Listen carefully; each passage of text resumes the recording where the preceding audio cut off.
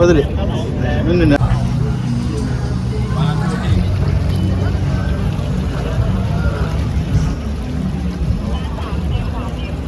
Welcome back to our channel. ఎలా జరుపుకున్నారు నిన్న కార్తీక పౌర్ణమి? అందరూ 365 ఒత్తులు వెలిగించేశారా? మేమైతే బ్యాంకాక్లో చాలా బాగా జరుపుకున్నామండి. అసలు బ్యాంకాక్లో విష్ణాలయం ఉందని అసలు మాకు తెలీదు. ఎవరో ఫ్రెండ్ సజెస్ట్ చేస్తాను వెళ్ళాము. ఇక్కడ చూసారా, అందరూ చక్కగా పూజలు చేసుకున్నారు. 365 ఒత్తులు కూడా ఇక్కడే వెలిగించేశారు చాలా మంది. చక్కగా శివుడి దర్శనం చేసుకున్నాము. మోక్షి చూసారా, వాడి చిన్ని చేతులతో ఎలా నమస్కారం చేసుకుంటున్నాడో దేవుడికి. ఎంతైనా గుడికి వెళ్ళగానే మనసు ప్రశాంతంగా అనిపిస్తూ ఉంటది. దీపాలతో చక్కగా కలకల్లా ఆడిపోయింది గుడి అంతాను. నాకు ఇండియాలో ఉన్నట్టే అనిపించింది గుడికి వెళ్తే. చాలా మంది ఇండియన్స్ కూడా కనిపించారు. గుడిలో పూజారులు కూడా ఉన్నారు. అసలు నాకు చాలా అంటే చాలా హ్యాపీగా అనిపించింది గుడికి వెళ్ళి రాగానే. గుడి లోపలికి వెళ్ళంగానే నాకు ఇస్కాన్ టెంపుల్ స్ట్రక్చర్ లా అనిపించింది. మొత్తం వైట్ అండ్ వైట్ తో పాలరాతితో మొత్తం విగ్రహాలు అన్నీ ఉన్నాయి. పక్కన చిన్న గుడిలాగా పెట్టి అమ్మవారి విగ్రహం కూడా పెట్టారు. చాలా బాగుంది కదా. కిందకి రాగానే నాకు తులసి చెట్టు, ఉసిరి చెట్టు 2 కలిపి ఉన్నాయండి. అక్కడ దీపం కూడా వెలిగించారు. మనం కార్తీక మాసంలో ఖచ్చితంగా ఉసిరి చెట్టు కింద కూర్చొని భోజనం కూడా చేస్తాం కదా. ఇక్కడ కూడా మన కల్చర్ ఫాలో అవుతున్నారు అనిపించింది. వెళ్లే దారిలోనే మరియమ్మ టెంపుల్ ఉంటే అక్కడ కూడా అమ్మవారిని దర్శించుకొని వెళ్ళాము. అక్కడ చాలా బాగా డెకరేట్ చేశారు అమ్మవారిని. పౌర్ణమి రోజు చంద్రుడు చూసారా ఎంత చక్కగా వెలిగిపోతున్నాడో. ఎంతమంది పౌర్ణమి రోజు ఉపవాసం ఉంటారు? మేము ఖచ్చితంగా ఉండేవాళ్ళం చిన్నప్పుడు. ఆ రోజు నోములు ఉండేవి అమ్మ వాళ్ళకి. ఆ రోజు మార్నింగ్ నుంచి ఈవినింగ్ వరకు ఏం తినేవాళ్ళం కాదు. ఈవినింగ్ పూజ అయ్యాక టెంపుల్కి వెళ్ళి 365 ఒత్తులు వెలిగించాకే భోజనం చేసేవాళ్ళం. మీకు కూడా అలాంటి మెమరీస్ ఏమైనా ఉంటే నాతో షేర్ చేసుకోండి. చూడండి, రోడ్ల మీద ఎంత మంది జనాలు. 2 కిలోమీటర్స్ వెళ్ళడానికి మాకు 20 మినిట్స్ పైనే పట్టింది.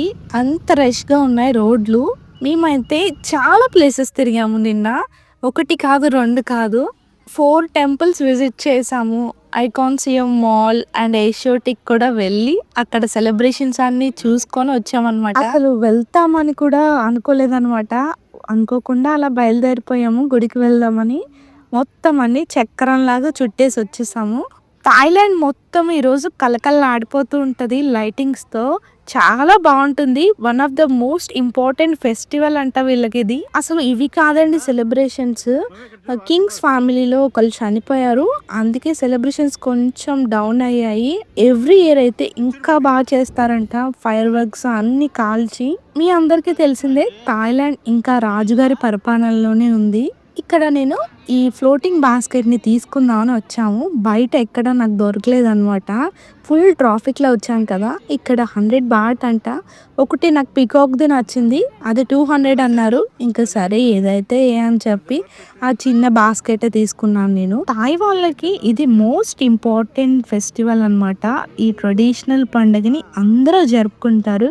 ఏ కులాలు మతాలు ఏమీ తేడా ఉండవు. అందరూ చక్కగా ఫాలో అవుతారు ఈ ట్రెడిషనల్ని. ఇక్కడ చూడండి, ఇంకా ప్రైజెస్ ఎక్కువ ఉన్నాయి. 200, 300 బాట్ అంటున్నారు. అయితే మనం చాలా తక్కువగా కొన్నాం అనుకోవాలి మనం. ఈ పండుగ రోజు అందరూ ఈ ఫ్లవర్ బాస్కెట్స్ని కొని వాటర్లో వదులుతూ అన్హెల్దీ, సాడ్, అన్లకి అంతా పోయి ఇప్పటి నుంచి హ్యాపీ లైఫ్ని లీడ్ చేయాలి అని కోరుకుంటూ ఈ బాస్కెట్ని వాటర్లో వదులుతారంట. చూడండి ఎంత మంది జనం ఉన్నారో, అసలు ఇంచు కూడా ఖాళీ లేదు. మేమేదో దూరిపోయాము ఏదో లైన్లోకి, నాకు తెలియక. అందరూ ఫ్లవర్ బాస్కెట్ని పట్టుకొని ఆ ఫ్లవర్ బాస్కెట్లో ఫ్లవర్స్, క్యాండిల్, ఒక 2 అగరబత్తులు ఉంటాయి. ఇక్కడ చూసారా లైట్ ఎలా వెలిగిస్తున్నారో. అందరికి ఈయన హెల్ప్ చేస్తున్నారు అనమాట. ఇలాగ 4-5 ఉన్నారు ఇలా వెలిగించే వాళ్ళు. వీటిని ఇలా వెలిగించుకొని వెళ్ళి లైన్లో నుంచుని అప్పుడు మనం వదిలారనమాట వాటర్లోకి. నేను థ్యాంక్ యూ చెప్తుంటే యూఆర్ వెల్కమ్ అని అంటున్నారనమాట. నావి 2 సార్లు కొండెక్కిపోయాయి. పక్కన వాళ్ళ హెల్ప్ తీసుకున్నాను. ఇక్కడ ఈయన లైటర్తో వెలిగిస్తున్నారు చూడండి. ఇంకా వాటర్లోకి వదిలే సమయం వచ్చేసింది. చక్కగా మొక్కుకున్నాను అందరూ బాగుండాలి. అందరూ చక్కగా హెల్తీగా ఉండాలి ఇప్పటి నుంచి అని చెప్పి నేను ప్రసన్న కలిసి వదిలామనమాట. అంటే నా చెయ్యి పట్టుకున్న ప్రసన్న, నేనే కనిపించాను వీడియోలో. వీళ్ళ ఐడియాకి జోహార్లండి. ఇక్కడ నుంచి వాటర్ వస్తున్నాయి. ఆ వాటర్ ఫ్లోతోనే అది కిందకి వెళ్ళి నదిలో వెళ్తుందనమాట. ఎంత చక్కగా ఐడియాని ఇంప్రూవ్ చేశారో చాలా బాగా నచ్చింది నాకు. అందరూ వాటర్‌లోకి వెళ్ళకుండా ఇలా చక్కగా పంపించేశారు. నాకైతే ఈ ఐడియా బాగా నచ్చింది.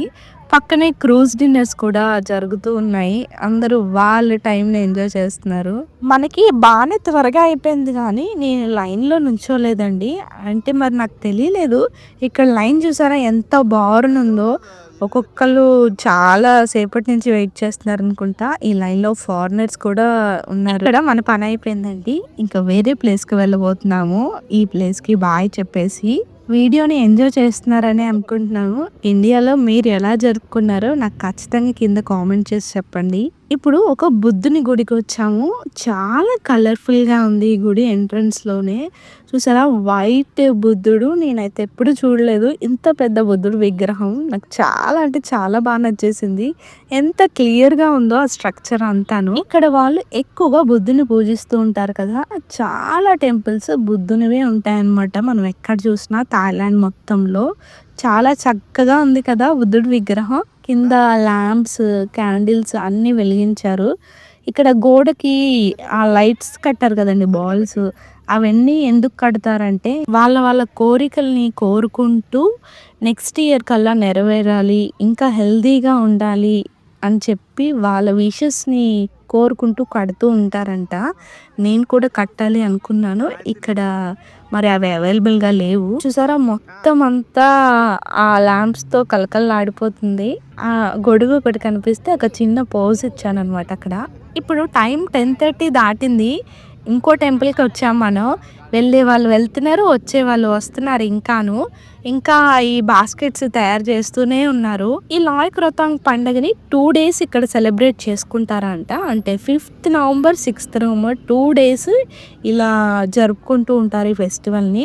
చూడండి ఒక జాతరకి వెళ్తున్నట్టు ఉంది కదా! నాకైతే అలాంటి వైబే కనిపించింది.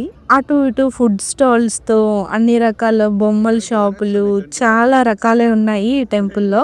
ఎక్స్‌ప్లోర్ చేద్దాం వచ్చేయండి. ఇంతమంది జనాలా? నేను అస్సలు ఎక్స్‌పెక్ట్ చేయలేదు. ఇంతమంది నమ్ముతారు అని చెప్పి దేవుడిని. ఇక్కడ మ్యూజిక్ ఇస్తున్నారు. ఒక్కసారి మీరు కూడా వినండి.